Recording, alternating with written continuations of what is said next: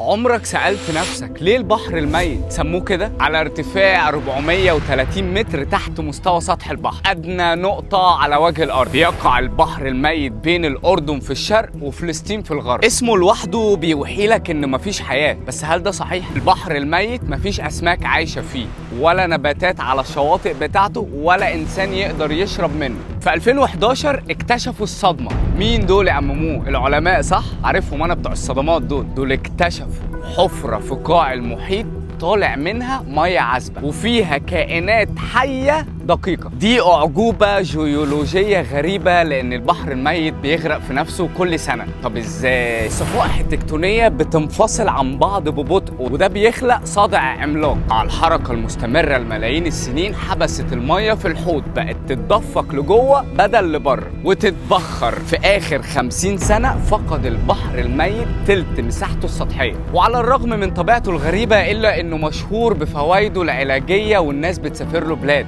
طينته اللي لونها سودا مليانه بالمعادن زي تركيزات المغنيسيوم والبروم والبوتاسيوم، بتساعد بقى في علاج الامراض الجلديه والبشره والعظام. البحر الميت الوقت بيخلص منه وبيموت، بس هل في طريقه ان احنا ننقذه؟ محدش عارف هل هنشهد موته ولا البشريه ممكن تلاقي حل. العلماء بيقولوا ان البحر الميت هيفضل يقل ومش هيبان منه ملامح. بحر من الموت وبحر من الشفاء صمد لملايين السنين. ايه رأيك انت صديقي؟ احنا كبشر نتدخل وننقذ البحر، ولا نسيب الطبيعة تاخد مجراها؟ اكتبولي في التعليقات.